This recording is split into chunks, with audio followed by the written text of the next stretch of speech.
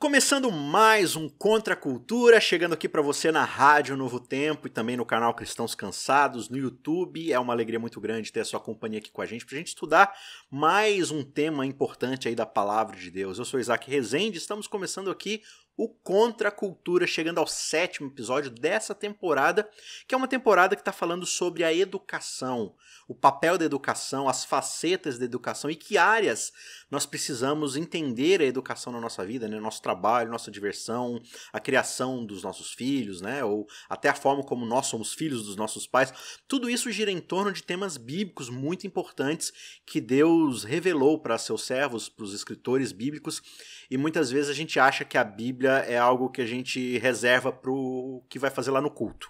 Né? Tem lá o culto, tem a igreja, tem os programas da igreja, a Bíblia serve para isso. Mas quando se trata de trabalhar, de estudar, de me relacionar com as pessoas, aí a gente tem outras coisas para pautarem que não são a Bíblia. E é muito pelo contrário, né? Uma cosmovisão cristã, como a gente já conversou aqui em outros episódios, envolve toda a nossa vida e a educação com certeza é uma das mais caras e preciosas dentro de uma cosmovisão cristã. Beleza? Então, 7º episódio, hoje a gente vai falar sobre a adoração dentro do contexto da educação. E para conversar comigo, duas pessoas que já participaram aqui do programa um tempo atrás, pastor Fábio Martinelli, diretamente do Uruguai, Montevidéu. Tudo bom, pastor? E aí, Isaac, beleza? Valeu o convite, tamo junto. E diretamente de Natal, Rio Grande do Norte, outro que já participou com a gente, o Jarson Araújo, nosso professor de exatas aí, beleza, Jarson? E aí, pessoal, tamo junto. Muito bom ter vocês aqui com a gente. Tema muito interessante, adoração. A gente fala de adoração, parece que é um negócio meio batido, né? A adoração é quando a gente vai até a igreja, a gente canta alguns hinos, faz uma oração, escuta o pastor pregando, ora de novo no final, canta o hino para ir embora enquanto canta e pronto, você ofereceu uma adoração. Pastor Fábio Martinelli, você que é aí, você se envolve bastante com esse tipo de programação, o culto, a pregação da palavra, o louvor, essa coisa que se faz dentro da igreja.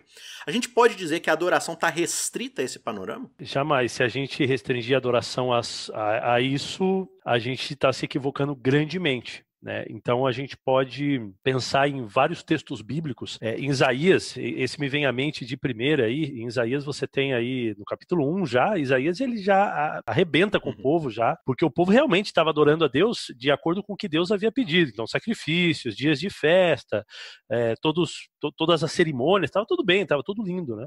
Só que ele mesmo diz assim que Deus, ele olhava para isso, ele sentia náuseas, ele não gostava do que ele estava vendo, ainda que o povo estava fazendo exatamente o que você está dizendo aí, Isaac, ia para a igreja, sentava, cantava, levantava, mas esse era o problema. O problema é que depois disso tudo, depois da cerimônia, depois do formal, quando eles iam viver, né, aquela religião deles no dia a dia, não existia.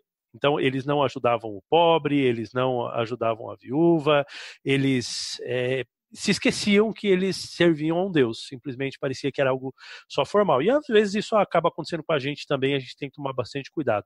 Eu acredito, então, a partir dessa sua pergunta, que a adoração ela é muito mais do que algum tipo de formalismo, o formalismo faz parte também, mas eu acredito que a adoração é um estilo de vida, é uma maneira de viver. O adorador, ele não adora somente em um local, e a gente vai poder discutir isso aí um pouquinho no programa de hoje, mas ele adora com a sua própria vida, no seu próprio dia a dia. E aí a gente vai poder dar alguns exemplos também. Muito legal, esse tema é muito fascinante, bem importante aí essa abertura do tema com o pastor Fábio Martinelli. Realmente a adoração ela não está restrita a um prédio, ela não está restrita a momentos da nossa vida. Aí você fala assim, mas quando eu estou fazendo qualquer outra coisa, significa então que eu estou adorando. Isso não diminui a adoração? Na verdade, se a gente está fazendo qualquer coisa que diminua a adoração, a gente não tem que deixar a adoração de lado, né? A gente deveria estar repensando o que a gente está fazendo nesses outros momentos para que a adoração seja elevada, e não o contrário. Antes da gente continuar o tema, eu gostaria de lembrar você para acessar youtube.com/cristãos cansados. Lá você encontra este episódio, vários outros, sobre vários outros temas também. Algumas séries expositivas que a gente tem postado lá todo domingo. Outros temas, congressos, palestras, enfim, tem bastante material legal para você procurar lá. Então, acesse youtube.com/cristãos cansados. Quero perguntar aqui pro pastor Fábio Martinelli, porque ele tem um ministério muito bacana também, e eu quero dar esse espaço aqui para ele fazer propaganda do ministério dele. Pastor, como é que a gente pode achar o seu ministério online aí, que eu sei que você tem? Poxa, Isaac, eu pensei que você ia se esquecer de mim. Ainda que demore, ou mesmo que pareça. Então, cara, a gente, agora com a pandemia, né, a gente acabou reativando aí com o Irving, o nosso Teolocast. né? Talvez Olha que algumas legal. pessoas já escutaram aí algum podcast do nosso Teolocast. E a gente está de novo aí toda semana, sexta-feira a gente coloca um episódio aí no ar, conversando com gente inteligente também. O Isaac já participou com a gente aí em 2 episódios. Então vocês fazem exceções a esse grupo, né? Às vezes. Inclusive temos que voltar, hein? E Legal. A gente tá com uns assuntos bem legais lá, então acessa lá www.teolocast.com.br e você vai ter lá todo o Teolocast, todos os Teolocasts que a gente já fez. A gente gravou sobre chave hermenêutica, o último aí, o 40, onde a gente fala se precisa atualizar a Bíblia ou não. E tem um montão deles, a Bíblia. E tem uma série lá também, que é uma série de estudos bíblicos, que é muito legal para você que quer compartilhar sua fé, que a gente está fazendo, que chama Teolocast Alpha. Então a gente é o início, então a gente trata bem detalhadamente como estudar a Bíblia, quem é Deus, a criação, e assim a gente está avançando. Então tá bem legal essa série. Legal. Contribuição aí para sua adoração, né? Por que não? Exatamente. Jarson, quando a gente vai aqui para 1 Crônicas 16, tem um verso aqui, o verso 29. Crônicas é um livro interessante porque ele não é muito, assim, poético e tal, né? Ele é mais um relato ali de coisas, de números, e é como se fosse o números do período pós-juízes ali, né? Mas ele tem um trecho aqui bem interessante, quase um poema, um hino, né? E no verso 29 ele diz assim: olha, tributai ao Senhor a glória devida ao seu nome. Traga a ele sacrifícios, ofertas, e entre nos seus átrios. Adorai o Senhor na beleza da sua santidade. 2 questões aí que eu quero colocar primeiro para você e também depois para o pastor Fábio complementar. A primeira é, como é que eu consigo conciliar essa ideia de sacrifício? Porque sacrifício é um negócio meio nojento, né? Envolve matar um animal inocente, derramar sangue, né? Mexer com um cadáver posteriormente, aquela coisa toda. E aí você pega e fala assim, não, adorai o Senhor na beleza da sua santidade. Aí eu falo assim, poxa, mas Deus é santo, uma coisa bela, a santidade de Deus, e aí sangue, sacrifício. Como é que eu concilio essa ideia? Será que Deus está exigindo de mim algo para poder, digamos assim, aplacar sua fúria contra mim? Enfim, qual que é o papel do sacrifício dentro do contexto de adoração?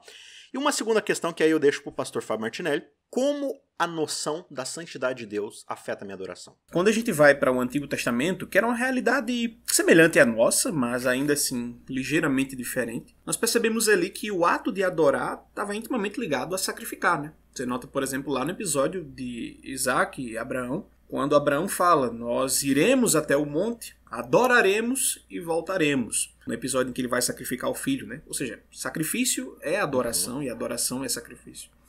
Agora, como é que isso está relacionado? Como essas duas noções estão relacionadas? Bom, acredito que principalmente de 2 formas. Quando os crentes do Antigo Testamento ofereciam sacrifício, eles estavam, nesse mesmo ato aí, tributando glória ao nome de Deus, como fica evidente pelo próprio paralelismo do verso. Então, oferecer algo a Deus porque ele é digno era tributar glória ao seu nome. Existe uma necessidade inata no ser humano de adorar alguma coisa, de adorar alguém.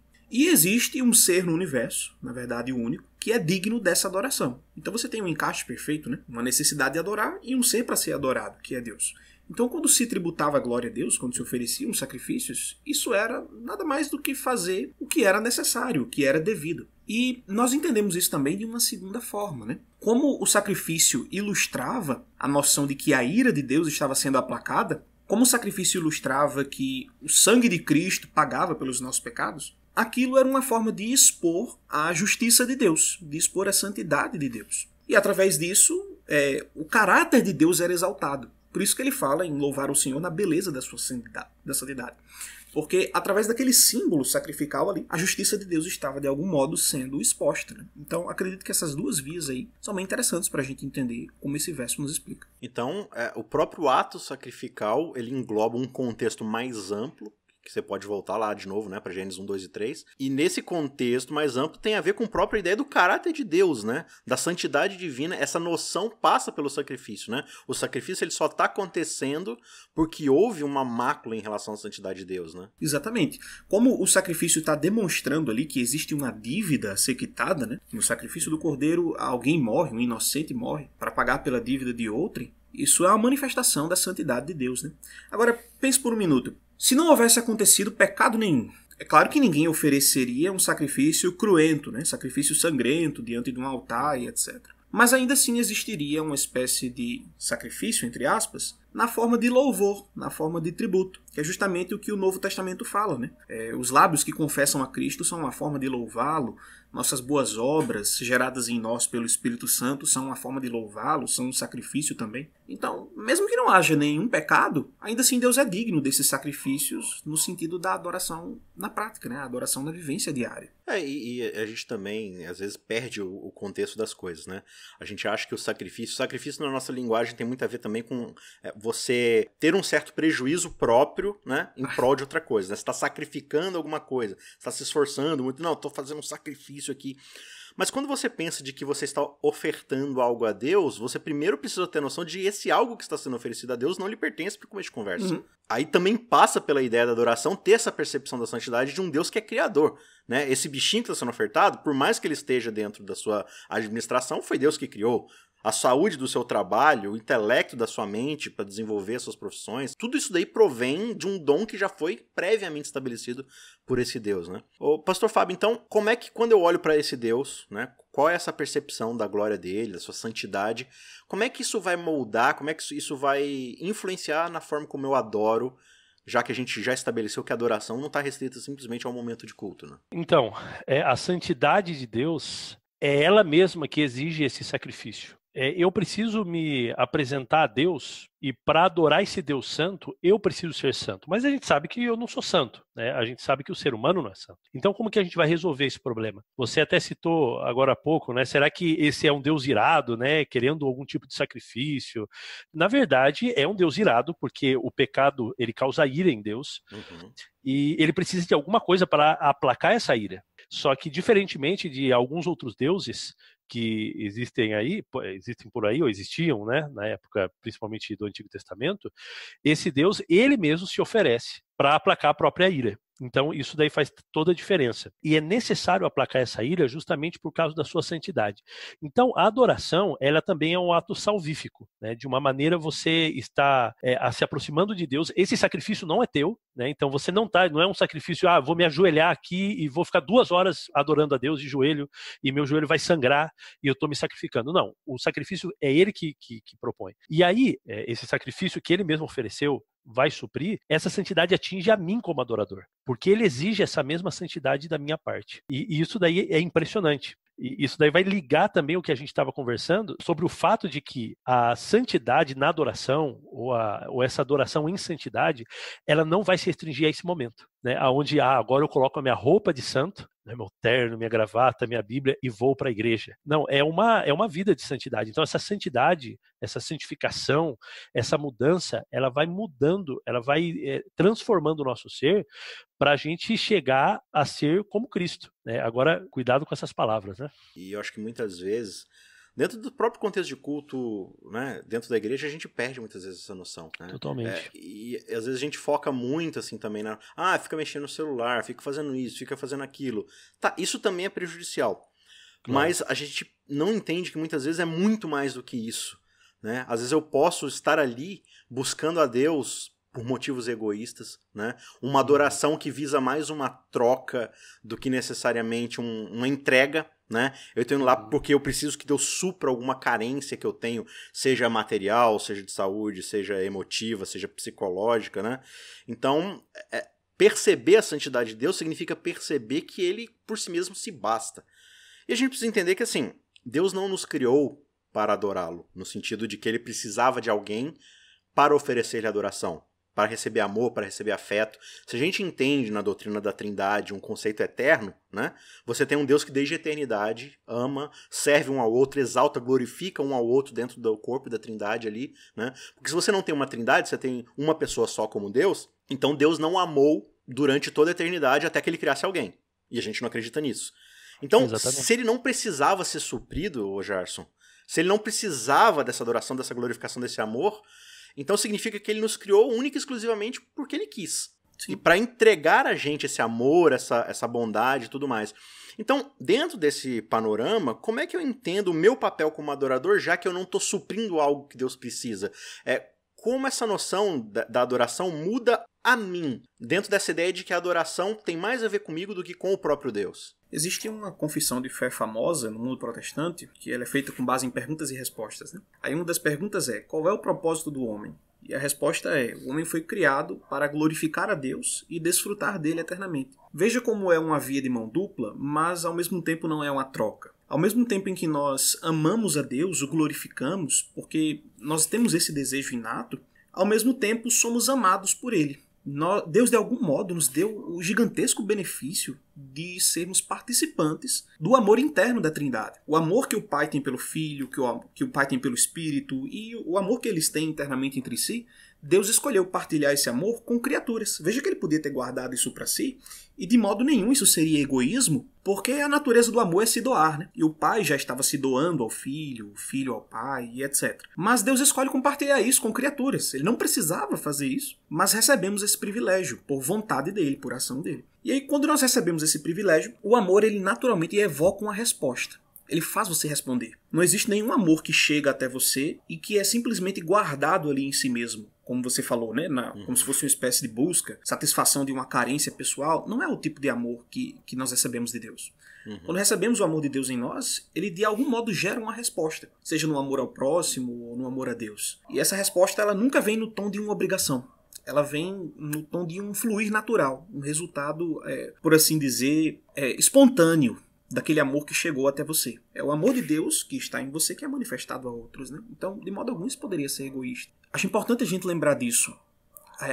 Nós precisamos ser educados em como adorar. Como a gente tem um senso inato de adoração, e esse senso foi pervertido pelo pecado, se nós não formos educados, a gente vai adorar necessariamente o que é errado. Como dizia João Calvino, né? O coração humano, ele é uma fábrica de ídolos. A gente vai estar sempre fabricando um ídolo depois do outro, se não deixarmos que o Espírito Santo, através da palavra de Deus, eduque a nossa atitude de adoração, né? Então, a gente tem que manter sempre isso em mente. Você não vai adorar a Deus naturalmente. Você tem que ser educado para isso. Em João capítulo 14, Jesus ele fala para os seus discípulos ali que assim como ele está no Pai, os discípulos estarão nele e o Pai estarão nos discípulos, ou seja, essa mesma conexão que existe entre a Trindade aí que o Isaac estava falando, esse amor, essa exaltação, essa adoração do outro, Jesus ele convida os discípulos a participar disso daí. Fala assim, então vocês vão entrar nessa dança que existe na Trindade. Quem usa essa expressão dança é o Tim Keller, né?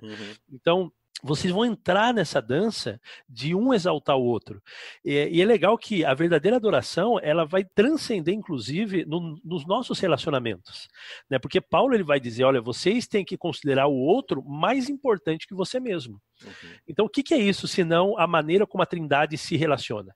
Né, de um exaltar o outro, um considerar o outro mais importante. E dentro disso que o Gerson estava falando aqui, sobre essa questão da educação, precisamos ser educados, né, para a adoração, você percebe que há esse processo na própria Bíblia, né? Porque parece que dentro desse contexto de ofertas, dos rituais, das cerimônias, ainda assim, tendo toda essa guia divina, parece que algo escapa a eles, né? Os verdadeiros propósitos da adoração, do sacrifício. E aí, por mais que você tenha ali todas essas exigências, desses padrões cerimonialísticos e tudo mais, o próprio Isaías, né, que o pastor Fábio já citou aqui pra gente, sobre o capítulo 1 ali, o contexto do sacrifício e tudo mais, você também tem textos de... Aliás, acho que praticamente todos os profetas falam sobre isso, mas dois aqui que me chamam muita atenção, um deles é Amós, né? Amós começa a falar assim, será que eu preciso ficar trazendo sacrifício? E Deus fala assim, olha, eu tô com desprezo, eu tô aborrecido com o sacrifício que vocês estão trazendo. Porque se você vê todo o contexto ali do livro, são sacrifícios que, na verdade, o sangue não tá na oferta sacrificial, o sangue tá nas vítimas das pessoas que eles defraudaram, que eles violentaram e tal. Então eles tratam seus semelhantes de forma horrível, opressora, né, explorando e tudo mais, depois vem trazer sacrifício para Deus como se nada tivesse acontecido. E aí Deus fala assim, olha, eu não vou me agradar das ofertas de vocês, mas corra a justiça de vocês como um rio, ou seja, que seja algo que flua de vocês, claro, pelo intermédio do poder de Deus, do Espírito Santo ali, aí sim vocês vão me agradar, de verdade, né? E tem Miqueias também, no capítulo 6, quando ele fala assim, o que eu vou apresentar a Deus? O que eu vou trazer diante dele? O que vai deixar ele feliz? Será que eu vou trazer 20 bois? Será que eu vou trazer não sei quantos 1000 litros de azeite e tudo mais? E aí ele diz assim, olha, ele já declarou a você, homem, o que é bom e o que Deus espera de ti. Pratiques a justiça, ames a misericórdia e caminhes humildemente com o teu Deus. Então, você percebe que, reforçando o que a gente começou dizendo aqui, né? Israel começa dentro de um processo pedagógico que era para levá-los até um ápice dessa educação, que era compreender que a adoração deveria ser uma noção da santidade de Deus, e essa noção da santidade deve afetar a prática, como você vê lá, por exemplo, em Levítico 19, né? Você vai deixar comida para o estrangeiro, para o órfão, para a viúva, porque eu sou Deus e eu sou santo, e você deve ser santo como santo eu sou. Você não vai falar mal de mim, de outra pessoa, você vai honrar o pai e mãe, você não vai falar mal do surdo, do cego, do mudo, porque eu sou santo e você deve ser santo como eu sou santo. Ele começa a dar exemplos corriqueiros do dia a dia e falar de santidade, e falar de ser santo. Então, acho que essa compreensão deve ser guiada nesse processo pedagógico que às vezes a gente deixa passar. E aí isso vai transpor, isso vai ser transmitido em um culto autocentrado, em uma prática equivocada com o meu próximo, com quem está abaixo de mim, quem está acima de mim, né? Então eu perco a noção de quem é Deus e eu perco também a noção de quem é meu próximo, quem eu sou, e isso vai criar uma bagunça. O que me leva para uma outra discussão para a gente fazer aqui, para finalizar o episódio principal, que é a questão de se tornar aquilo que a gente adora, ou na semelhança daquilo que a gente adora. Eu acho que muito desse reflexo de quem a gente é, do que a gente faz, como a gente se porta, está relacionado à visão de Deus ou à ausência dessa visão de Deus que a gente tem, né?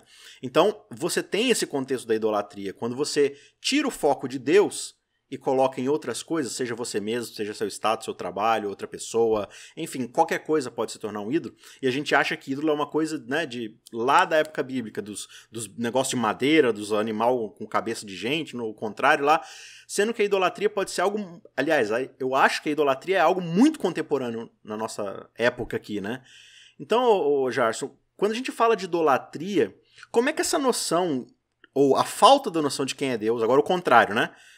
Se a noção de quem é Deus, a santidade dele, afeta quem eu sou, como é que a ausência dessa noção vai afetar, dentro de uma idolatria, o meu comportamento, a minha forma de pensar, a minha cosmovisão dentro desse contexto da educação? Pegando carona já um gancho no que a gente estava falando antes, essas críticas que Deus faz através dos profetas, né? Vocês me adoram, mas têm sangue nas mãos, me adoram, mas continuam oprimindo o órfão, a viúva. De algum modo pressupõe algo, está embaixo dessa crítica, que não é explicitamente revelado, que seria o seguinte: se você me adora, por que seu comportamento ainda é mau? Uhum. É como se Deus estivesse dizendo, olha, à medida que você me adora, vai gerar alguma mudança em você. Seu comportamento, sua vida vai ser transformada. Então, se isso não está acontecendo, uma das duas possibilidades: ou você não está me adorando, ou você está me adorando do jeito errado. As duas são formas de idolatria, se você parar para pensar, né? Não adorar a Deus, como acontecia no passado, adorar um ídolo de pedra, era idolatria. Mas adorar a Deus da forma errada, quando nós colocamos uma faceta em Deus que nunca foi pretendida por Ele, quando nós achamos que Deus quer nos agradar acima de tudo, ou coisa do tipo, né? Quando nós nos desviamos para qualquer outra coisa que não seja o próprio Deus, em que o foco não é ele, aí ocorre idolatria. Como você falou, né? Essa noção, ela não é uma coisa lá do passado, como alguns dizem. Lá no passado os homens adoravam estátuas e pedras. Aí hoje a gente pega carona nisso para falar mal do católico, né? Porque ele se ajoelha diante de uma imagem, a gente acha que só aquilo ali é idolatria. Mas não, a idolatria no nosso cotidiano tem a ver com aquilo que é o centro da nossa vontade, aquilo que é o centro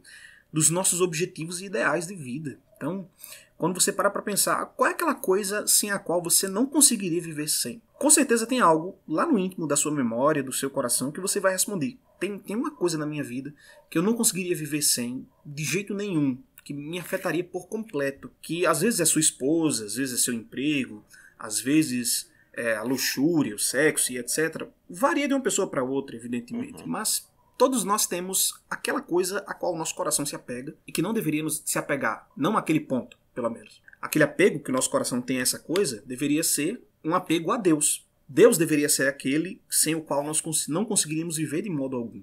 Quando deixa de ser, quando qualquer outra coisa toma o lugar dele para ser o centro das nossas atenções, vontades e etc., idolatria já começou a acontecer aí. Fábio, tem mais algum exemplo aí que você quer dar pra gente desse ponto? Antes de você falar, tem esse livro aqui, Você se torna aquilo que adora, do J.K. Bill. É um livro bem interessante, falando sobre a teologia, né, uma teologia bíblica da idolatria. Tem tópicos bem bacanas aqui, falando sobre tudo isso aqui que a gente está falando, né, sobre como o evangelho, muitas vezes, ele é pervertido, né, ele é trocado pela nossa própria sabedoria, mas ele vai fazendo esse panorama bíblico aqui, dessa ideia de adoração e de idolatria. Eu acredito importante também a gente ver que a própria Bíblia, ela traz para a gente essa noção de que ídolo não é esse de pedra. Então, quando você vai, por exemplo, em Colossenses 3:5, ali Paulo fala assim, olha, portanto, façam morrer as coisas pecaminosas e terrenas que estão dentro de vocês. Fiquem longe da imoralidade sexual, da impureza, da paixão sensual, dos desejos maus e da ganância, que é idolatria. Idolatria. Então, você vê que idolatria não é só se ajoelhar diante de um pedaço de pau, de madeira, de pedra. E tem outro texto em Ezequiel 14:3, ele está falando para Ezequiel, né? Filho do homem, esses homens, ele está falando agora dos anciãos, os líderes ali, levantaram ídolos em seu coração e seguem coisas que farão cair em pecado. Então ele está falando do povo de Israel, dos líderes principalmente. Eles estavam fazendo os sacrifícios, os cultos, está tudo certo. Mas Deus está falando que eles levantaram ídolos no seu coração.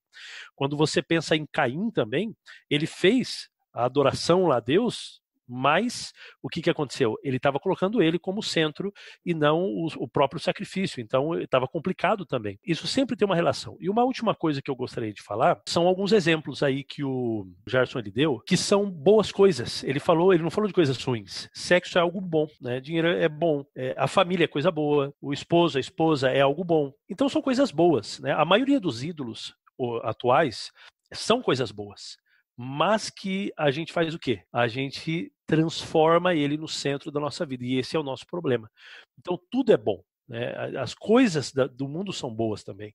Mas, quando a gente pega isso e substitui o lugar de Deus no nosso coração, ou seja, que a nossa paixão está nisso daí, e que sem isso o meu mundo cai, aí eu sou um idólatra. E infelizmente, como a Bíblia vai dizendo, né, a gente vai sendo transformado em imagem daquilo que a gente tanto preza. Porque assim, se alguma coisa é mais importante na sua vida, toda a sua vida vai girar em cima daquilo, né? Vai girar ao redor daquilo.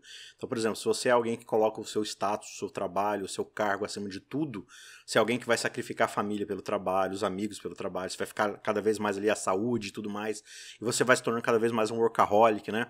Da mesma forma o sexo, né? A luxúria, o adultério, enfim, você vai começar a enxergar o outro como um objeto para preencher seus desejos, seus anseios e tudo mais. Então, no fim das contas é isso, você pega algo bom da boa criação de Deus e coloca no lugar do Criador, que é o que Paulo fala lá em Romanos, né? E isso leva a gente à destruição. A conversa está muito legal e eu quero convidar você a continuar com a gente durante essa semana. Acessando youtube.com/cristãoscansados, você vai ver lá durante a semana, toda manhã tem um trechinho aí a mais, com um pouquinho mais da nossa conversa aqui sobre esse tema. Então eu convido você para ir lá e ir acompanhando durante essa semana. Beleza? Por enquanto, um abraço e a gente se vê por aí. Obrigado, Jarso. Obrigado, Pastor Fábio. E a gente se vê na semana que vem. Tchau, tchau. Contra a cultura. O Evangelho clama pelo diferente.